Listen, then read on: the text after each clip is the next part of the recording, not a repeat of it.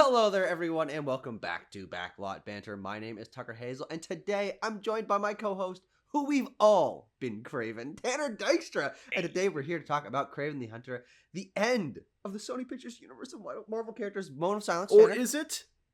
Moment of silence. But we're here to talk about Kraven and our thoughts on it as the magnum opus of the SPUMC. And if you have seen this movie or have seen Madam Web or Morbius or any of the Venom trilogy and you want to talk to us about them, you can join our Discord, which has a link in the description. And you also can comment your feelings on Kraven the Hunter, because I'm curious to hear how people feel about this. But Tanner, let the floodgates open. Your rage that has been bottled up against Kraven the Hunter is about to come flowing forth. Sure. It's not so much rage as it is being just fed up, having reached my limit with the SPUMC and the connected characters, the quality of the universe and the cinematic explorations therein. So this is I think this is going to be a key moment, a key point of our discussion. Sure. This is the first, only and last SPUMC movie I've ever seen on my own. Oh, every other film I've had someone with me, even back to Venom in 2018. It's good seeing that with my friends. We watched 4 of them together. 4 out of 6 of them. Exactly. And this is the only one I've seen alone. And I think largely for that reason, that's why I think that Kraven the Hunter is the worst of this universe. Yeah. I was sitting there in the theater for about 2 hours. 2 hours Could have been 7 3. minutes, I believe. 2 hours. And it was torturous for me this time. I mean, perhaps this is no better or worse than things like Morbius or Madam Web, but this one really sank into my gut of how poorly constructed these films are from the very outset, how they can take seemingly talented performers and sap them of all of their charisma or likability and just pare everything down to its lowest possible common denominator and make it hateable to the nth degree. Yeah. Now, I might look a little tired, I might look a little disheveled, and that's because I was up late last night in the forge, making my sword and making my shield to be the front line of the defense for Kraven the Hunter. Because I sat down in the theater, I had a friend with me. We didn't talk very much. They're like, you and I usually when we go to a bad movie, we would banter a little bit and make fun of things. He was locked in. He was watching, so I didn't get that experience. But I sat there and I waited for the moment that I disliked Kraven. And Tanner, 2 hours and 7 minutes later, it never came. I was there and I'm like, wait, hold on. This is a good movie. I say it, and I say it with my full chest, arms raised over my head, sword and shield in my hands, ready to defend this movie because, I think it's a good movie. I think this is maybe 5 times better than the second best SPUMC movie. Okay, so you think this is the best SPUMC movie? Oh, yeah, by a fucking country mile. I mean, I think that I think that probably Tom Hardy. Tom Hardy, his name left my head. Tom Hardy as what Kraven Eddie Brock does to somebody is the best part of the entire 6-movie hellscape. Fair. But this as a film, I think easily has the best action sequences, easily has the most compelling villain, easily has the best production design, best cinematography, best choreography. This is an actual movie. And I was surprised to see that. And I came on the other side and be like, yeah, I would recommend this to people. Okay. Now you say that it's the best of all the SPUMC movies, which is a low bar. Oh, I don't think you saying that it has the best of all of these things of any of the movies is necessitates that this is a good movie. No, but you were making that claim. Oh, no, I am. Yeah. Well, no, I know, but I'm just saying that in my mind, you saying it has the best villain of a SPUMC movie, I'm like, well, that doesn't mean the villain's good. I agree with you, but I'm then also stipulating that I do think that there were genuinely good elements to this movie. That makes it, where do you want to start with your goods? Sure. Well, I mean, I think easily the strongest aspect of this movie is the choreography. I think that the fight sequences in this are actually awesome. This is the first R-rated, I believe, Sony Pictures Universal Marvel Characters movie, and you feel it. There's some gory shit in this. He's biting off a guy's nose. He's slamming a bear trap on a guy's head. He's ripping people apart, and people are getting gored by animals and beasts of all kinds. And that really lends a sense of impact to the action sequences that the other SPUMC movies are just they're just like wisps and ghouls and miscellaneous CGI blobs like That's mashing fair. against each other. And in this, I'm watching Kraven like climb up a wall and like swing himself around and like slam his feet through a car door and like knock a guy's head off. And I'm like, wait, this is like, these are actually good action sequences, and I really like them. I can't say that I agree, and I feel like a lot of this review is going to be you saying, "Oh, I think this thing was really good in the movie." I'm gonna be like, "I disagree." I mean, but like the bloodiness, the goriness didn't really scream out to me of any high quality. Sure. Like you can get similar sorts of kills in things like I don't know, 2024's The Beekeeper. Yeah. And. I mean, I don't, and that's not a high bar feel, either. Just to be clear for yes, chat. but like I think you can get similar kills in R-rated action movies of this ilk. So that didn't exactly move the needle for me. There wasn't anything especially creative about this for me, and I think it comes down to the fact that like I didn't like Kraven or Sergei Kravenov, as it were. Like I wasn't necessarily rooting for him in any action sequence, and so it all becomes brown, meaningless, nameless blood, CGI blood on screen for me. Whether he be putting a bear trap on someone's head or like pushing them off a cliff or whatever it might be. Yeah. The movement of Kraven is something that I will say is unique. Yeah. They're clearly trying to make Kraven a more superheroic character. Definitely. They're giving him abilities that he does not have in any other iterations of this character. Yeah. He's becoming like a sort of Vixen from DC Comics sort of thing, where he has like the abilities of the animals of the jungle or something, which include and are not limited to his Kraven vision, which I thought was it was ceaselessly stupid, and allowed him to. At the beginning of this movie, there's a moment, and there's a number of stupid moments in this movie for me. Like, there's a thing where he can outrun or keep pace with cars. He can run upwards of 30-40 miles an hour. We see that happen in this movie. I guess, is it the part when the water buffalo like slaughter people are like driving away? Does he catch up to yes them, this is what I'm talking about, is that he takes out an entire jeep worth of people, and he could catch up with the other one, but he uses his Kraven vision to a license plate, I'll use that to track this, and then he finds them in London or whatever. And I guess that gets us on the road of the larger plot of Kraven the Hunter, which Kraven the Hunter, he's not hunting animals, because we need to like this guy. All right. We're separating him from the roots of the character or what he means as a villain in the larger Spider-Man mythos. And he is a hunter of international criminals. Ooh, exciting.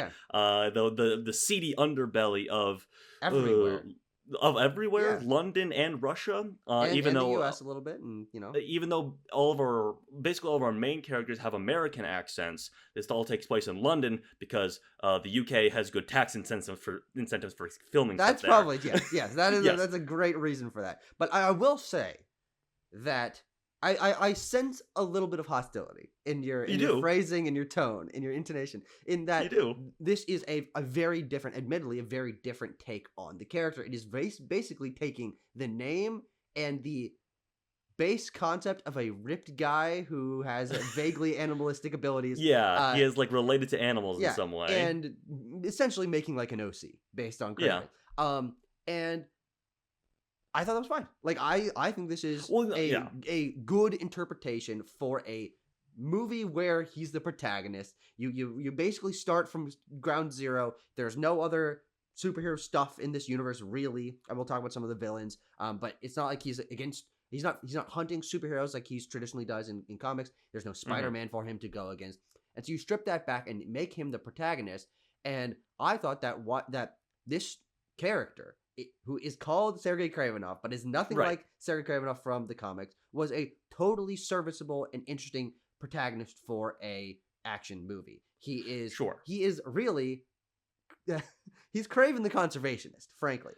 And that's what he was going to be. He loves animals. He's protecting the wildlife. He's taking down people that are poaching, and then also expanding that out to taking down criminal organizations, helping people out in the shadows. There's like this legend of the hunter that all the criminals are sort of afraid of, and Kraven on his own, he's a loner. He lives out in the woods. He is like kind of a doomsday prepper with a bunch of weapons, and I'm like, yeah, this is a totally fine guy that I personally was rooting for and thought was decently interesting, and I thought he was a good protagonist. It was an interesting reinterpretation of that character. Sure. And listen, I'm not mad at like they desecrated the spirit of Kraven the character. Yeah. There is find me one person in the world who is like, I'm the world's biggest Kraven fan. I love Kraven the Hunter, the character from the comics and the movie and the video games and everything. I love all of it. I don't think that guy exists, and I'm not that guy. Yeah. Let me point that out. Yeah, I just felt like, I don't know, what am I supposed to say here? I felt the Kraven's motivations were lacking. His interpersonal relationships weren't compelling to me. If you believe that for the script. I do. I mean, I understand that you're going to come back with he doesn't like his dad, and his dad was a criminal, so that's why he wants to take down the criminal organizations. And to that I say, fair point. Yeah, that is true. That is displayed in the film. Wait, well, hold on. Why do you even invite me to these reviews? You just do it for us. Yeah, that's fair point. That's a fair point. But like, we should also talk about the second lead of the movie. Ariana deBose is Calypso. Yeah. Second lead is an interesting phrase for that. Yeah, a character who, if I can recount a little some plot points of Kraven the Hunter, young Sergei Kravenov in the African Serengeti hunting with his father is confronted by this legendary lion that his father Russell Crowe is trying to kill. He has like a moment of connection with the lion, and then the lion tears him to shreds. Yeah. And then we hard cut to young Calypso with her grandmother, who always calls her granddaughter by her first name every single time she's addressing her. As do her parents, by the way. I want to get a tally on how many times the word or name Calypso is said in a short 5-minute sequence in this film. But she knows that he's going to be... she runs off from her parents on like a tour and finds young Sergei there and uses a potion that her grandma gave her, even though... So her grandma's like the real Calypso, like the potion maker. Yeah. Seemingly. And so she gives the potion to young Kraven, and that saves his life and also gives him the abilities because it mixes with the magic lion blood. Yeah. And then hard cut to, they have not had contact in 30 years. Yes. He's able to track her down because he's the greatest tracker in the world. Absolutely. He's the hunter. And he's the hunter. He's able to track her down to her friend's funeral where she's saying, we all know who did this because she is an investigative lawyer, a thing that exists. And she is looking, and he's like, you know criminals, so you can help me find the criminals, even though I am the world's greatest hunter already and have been doing it for years without your help. And also have connections. Like at the beginning, the first 8 minutes of this movie, he's picked up by like a spy plane. And I thought he was going to be part of like some grand organization. No, that is fair. But who is that pilot of that plane? We never see that person again. Or do we? I'm not really sure. But anyway, he uses her connections to try and track down Russian criminals which include the Rhino. Yeah. Is any of that off base? No, I think that's all pretty accurate. And I think that there's two elements that you talked about there, which is the sci-fi elements of her, being able to predict the future, her grandma making these potions and magic lion blood, all this stuff. That is the Kraven spider bite moment. That's how he gets his powers. And I was watching that, and I looked at my friend, and he's like, oh, he's like Spider-Man. He's got lion blood. He's like, it's giving him lion powers. Spider-Man is Spider-Man. And I'm sitting there, and I'm like, well, that's pretty dumb. But it's no more or less dumb than almost any other superhero origin. So I'm like, I don't really care. It doesn't bother me at the end of the day. Frankly, the lion blood giving him powers and the potion, which... The potion and the Calypso stuff, I do think is the weakest element of this movie, like narratively, of like, why is it included? It's like clearly trying to set up for something that is intentionally supposed to be explored in the future in a follow up. That's never going to happen, so that certainly makes it very shaky. But I think it contributes to this movie having better action, so I'm okay that he gets superpowers in some ridiculous way with lion blood. Like that really doesn't bother me because the outcome is that I found the movie more interesting because he's able to climb up walls and do all this shit.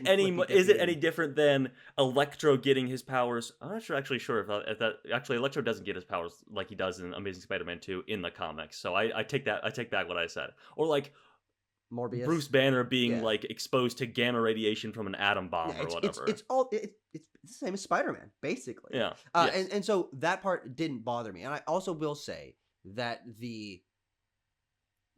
I did forget, frankly, about him having the connections with the plane that he escapes from the prison and stuff.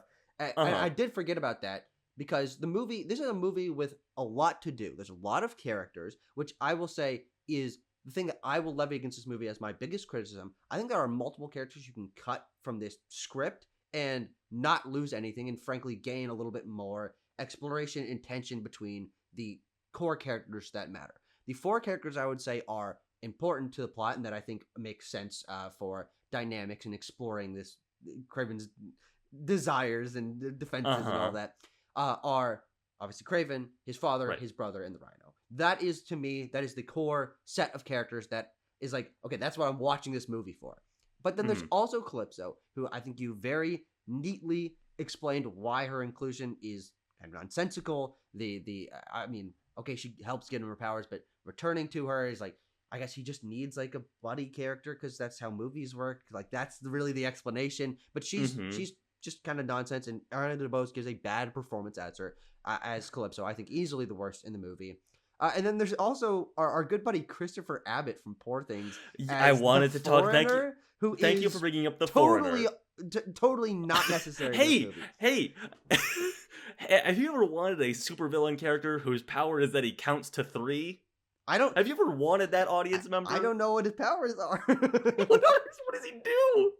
It's truly something to behold when he comes in. I don't know, 30 minutes into the movie, and you're like, okay, secondary antagonist, I guess. Even though that the Rhino is like not like a criminal mastermind, not like a puppet master behind the scenes or anything. He can face off against Kraven physically, and does at the end of the movie. But we just also have the Foreigner here for seemingly no reason.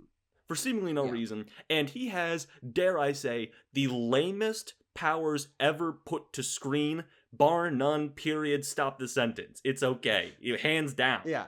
He counts to 3. People. He moves. Does he have super speed? Is it like hypnosis? He counts to 3. People are like, whoa, where'd he go? And then he shoots them in the head. It's so fucking stupid. It's really, really dumb. And oh god. The craziest part about that is there's never a moment where through conversation or through a reveal of some sort, it's really explained why he should be involved at all. There's this moment, I believe he says that his master, his teacher, whatever, his trainer, he was trained. I think something. The guy that Kraven killed in the jail cell at the beginning, and so he's kind of seeking revenge against Kraven. But what I don't care. Like why? Like hey, it's almost like that beginning 8 minutes. Wink, wink. The first 8 minutes of Kraven released on Twitter, Twitter X, the Everything app, was put at the front of this movie to like hook the audience member. It's such a clear, blatant choice of like trying to grab onto people's attention that I was drenched in sweat by the time that sequence is over, because the filmmakers were so sweatily trying to make the movie exciting to me. Yeah, but I will say, how does that relate to anything else in the movie? I think it just like almost any opening action sequence to a superhero movie is just showing what his abilities are, the danger that he poses to his enemies, what he can do, how he can escape from a situation. I think it makes sense as an establishing section of the movie, because it shows that he can hunt someone down, get into a sticky situation, aka prison, and get out basically unscathed. And to the filmmaker's credit, I don't know if that's the best part of the movie, but I think it's a really goddamn good opening. Him in prison, lifting the bar, and the 2 guys push it down on him, and he lifts them up and then like does a backflip, like slams it down. I'm like, wait, that was awesome. And then there's this moment where he's like petting the lion rug, and then he does like some flippy dippy shit and cuts the guy's neck open with the tiger tooth. I'm like, wait, that was awesome. And then he climbs up the side of the prison and peels open the thing and climbs up the wall and like runs off through the tundra, and there's this big cloud of snow coming out of him. Like, it's the shot from Mad Max Fury Road. This is sick as hell. Like, I thought that opening section was like genuinely good filmmaking, which I was not expecting from Kraven at all. And I think that really set my expectations. Like, no, there's some much more attention and quality and craft put into Kraven versus, I think it has more craft and care than all the other Sony Pictures Universal Marvel characters combined. Yeah, I think sequence is better than all the other ones combined. the action sequences that one included feel just as shoddily edited as anything else. Really? It just feels perhaps it just feels more grounded because we're not seeing Venom Goop or like Madam Web. I don't know. Smoke? What does she do? I don't know. She doesn't do much, Tanner, for most of the movie. Well, yeah, that's Morbius Smoke is what you're looking for. Morbius Smoke, him flying around like as the Weekly Planet likes to say, a packet of chips in the subway. That seems to be his powers. But anyway, I don't know. That sequence just seems so isolated from everything else in the movie, whereas most of the time that flows into the introduction of the character, but instead we hit the 8-minute mark and then we're like, okay, now we're gonna do like the actual beginning of the story. Sure. We're actually gonna go back now, and then that prison sequence is connected to the Foreigner, who is again seemingally could be a character from a completely different movie that walked onto set by accident in Kraven the Hunter. Yeah, I don't disagree. I would also like to point out, if we're talking about superfluous elements of this movie, what point does Russell Crowe serve in this film? He's not necessarily an antagonist. Well, he is. He's the one who set up the whole thing.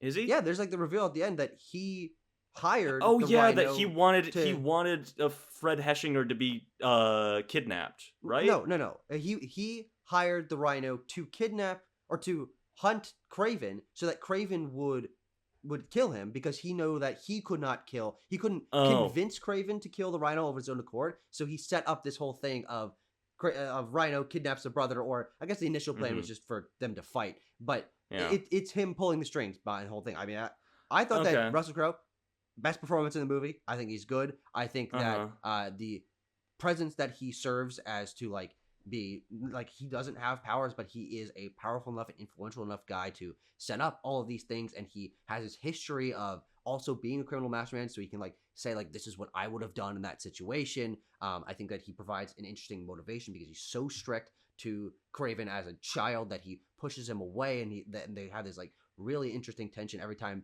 Kraven shows up where he doesn't want to talk to his father, he doesn't want to engage with his father at all. And so I thought he was a very good villain and a interesting foil to Kraven as a character, and I think Russell Crowe gives a very good performance.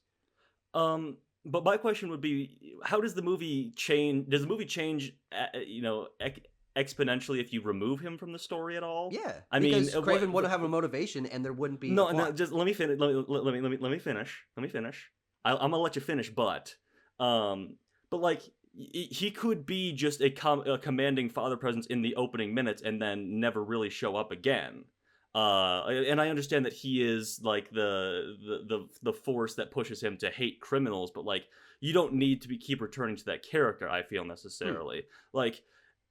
And I understand, but the thing with the Rhino is that he would be doing that of his own accord anyway. I just feel like there's a lot of script flaws in this, and perhaps Russell Crowe is not the greatest of these. I think we pointed out a couple of flaws in the script that take greater command than Russell Crowe.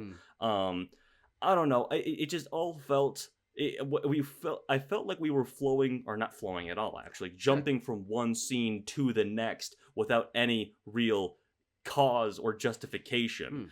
Every edit, I felt this. Actually, this is a thought I had in the theater. Every edit feels unearned or confusing to me. Whether that be intra-scene or inter-scene edits, felt completely, boundless or meaningless to me. Sure. Well, to respond to Russell Crowe's character's inclusion in this movie, I just completely disagree, because I think almost all of the best scenes in the movie come from Russell Crowe's performance and his interactions with Kraven, of which there are a dozen. This is not a small element of this movie. He is consistently present throughout. He adds an interesting texture to his dynamic with his brother, which I think is probably the most interesting relationship in the movie. I love their brotherly chemistry, the way they flick each other on the neck, the way that the strong brother and the weaker brother and the parental force over them, that inspires them in different ways, or like causes them tension in different ways. Like he is, like, Russell Crowe, I think, is core to this movie. I think he's core to the influencing the brother dynamic. He's core to giving the brother an interesting role to fill, to sort of grow under this pressure, and push him to be a villain by the end of the movie. And he obviously is the core behind Kraven's inspirations. He's the criminal mastermind behind all of the things that go on in this movie. Like I just completely disagree about him, like, not feeling maybe it's a larger factor of, I feel like you could personally, you could take out anything of this movie and I feel like it wouldn't be any worse, because I didn't care about any singular element of this film.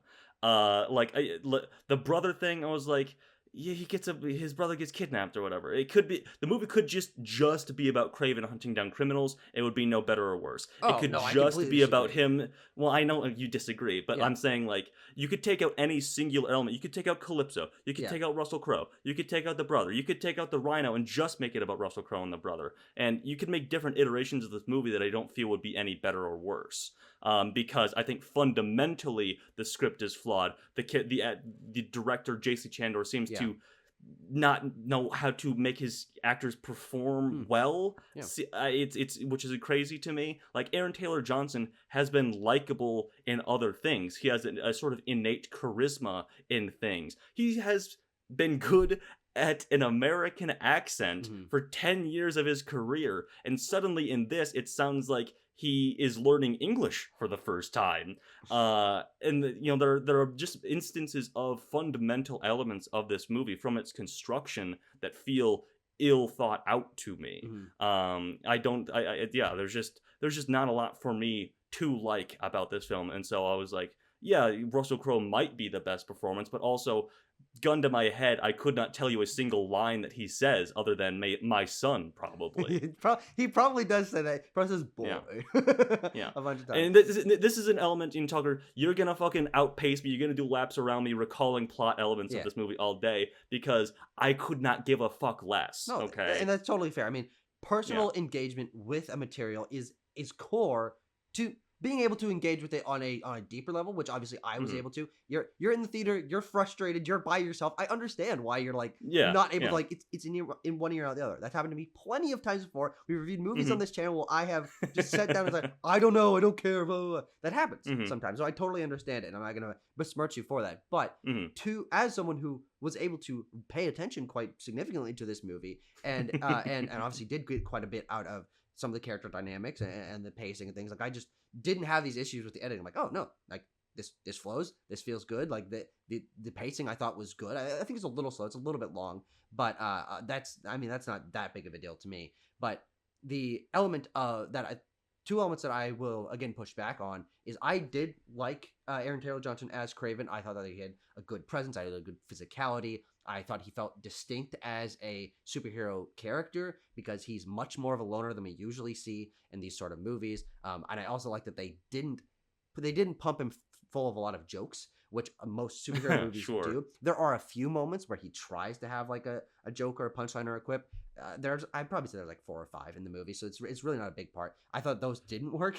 But what about Calypso's great laugh out loud line where the foreigner is about to start saying 1, 2, 3, and she says 3, motherfucker. 3, motherfucker. Yeah, that was stupid. That was cool. No, that was cool, no, though. That wasn't dumb. Oh, what? But I also think that I sort of struggled to see the argument that cutting the brother plotline of him being kidnapped and their dynamic from the film would not significantly alter it. I think it was your argument, because that's the thing that, like, makes Kraven to me, made him a likable character, made him a relatable character in some way, is that he is someone who is very closed off from the world. He's living on his own in the woods in this really cool, like, greenhouse dome thing. I like this little base. But he still does have these ties to his brother, who he very much cares for, who we see them have a childhood together where they're both pushing back against their father.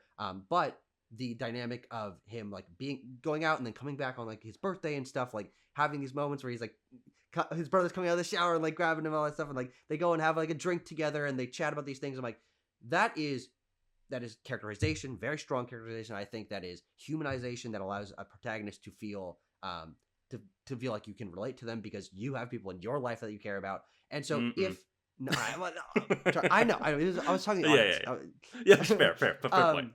And then having his brother be kidnapped not only, I think, allows the villains to have a little bit more to do because they're able to talk to a character that we're familiar with, rather than just like talking between each other, which is so one of the most annoying things about like lame action movies is when you cut to like a 5-minute segment of the villains, you're like, I don't know who you are and I don't care, and you're just kind of like talking about like crime shit. But having the Rhino like kind of relate to it he's like the Aldrich Killian in Iron Man 3 where it's like, you spurned me in my past, Kraven, or Nikolai Kravenov, and so now I will become the Rhino. Yes, and I will get another thing that I thought was interesting about this movie. I don't know if it's great, but I like that he had that like pouch on his back that like suppresses his powers. I thought that was an interesting character, bit of character texture that also like it's a visual thing that allows you to be like, oh, he's about to go full Rhino mode. He's Rhinoing out. Yeah. Oh my god, he's doing it. Everyone in the theater, everyone's going crazy. He's gonna turn into the Rhino. He's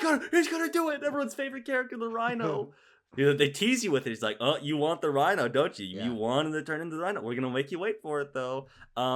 I didn't care about weird, stinky loner Kraven or his wiener brother, is what I will say. His brother's a big old wiener. I didn't like him, and obviously he's going to turn into a villain at the end because that happens in the movie. And so every time he's like Weasley or wienery in a corner, I'm like, just make him the fucking chameleon already. I don't care. I don't care. And then he turns into the chameleon. Spoilers for Kraven, I guess. He turns into the chameleon at the end, and it looks awful. Looks bad. It's a really weird design. Yeah. Because they're doing the design. I only know Chameleon from the 90s Spider-Man cartoon, and he has like the weird white dome face with the line down the middle. I'm not sure if that's his face or if that's a mask or what's going on there. Because then he puts on the faces of other people. But I mean, the funniest moment of the movie for me, number one, is when Rhino does his weird like cough screech thing. I didn't know what that was. That was crazy. Yeah. Number two, I laughed for actually like 30 seconds. Theater completely dead silent. He makes that noise. I laugh for 30 seconds, full chested laughing. At that moment. I understand. Number two is the end of the movie when Kraven spins around his brother and it's shorter Aaron Taylor Johnson. Small body, big head, yeah. And then when he's walking away, he like kind of looks like Aaron Taylor Johnson. Mm-hmm. Like, what is that about? Is he like transforming out? Because it's like, well, his face looks different, but then it just fully transformed into the chameleon face. I think it's unfinished digital effect is what I think it is. Very likely, but anyway, like his weird brother, I'm like, he's gonna be the chameleon at the end because that's the fucking lore of the character. And outside of that, I was like, it felt like really ham-fisted brother camaraderie. Mm-hmm. I don't know, what do? They tease each other, they jab each other, blah, you know? Yeah. I don't know, make it fun. Pretend like you're brothers and have fun together and stuff. You both don't like your dad, except Wiener brother is more conciliatory towards his father. He'll bend the knee more, I guess. I get it, you know. Sure. I understand Kraven the Hunter. I get it. Very close personal relationship with your buddy Kraven. Yeah. What else? The bench scene between Calypso and Kraven is perhaps one of the worst showcases of acting I've ever seen between two actors ever put on screen. Something to behold. Yeah, that's pretty interesting. Let's see, anything else? People have been dogging on the Rhino design. I don't care, frankly. It's fine. Like, what did you think? As someone else pointed out on Twitter, what did you think a live action Rhino was gonna look like?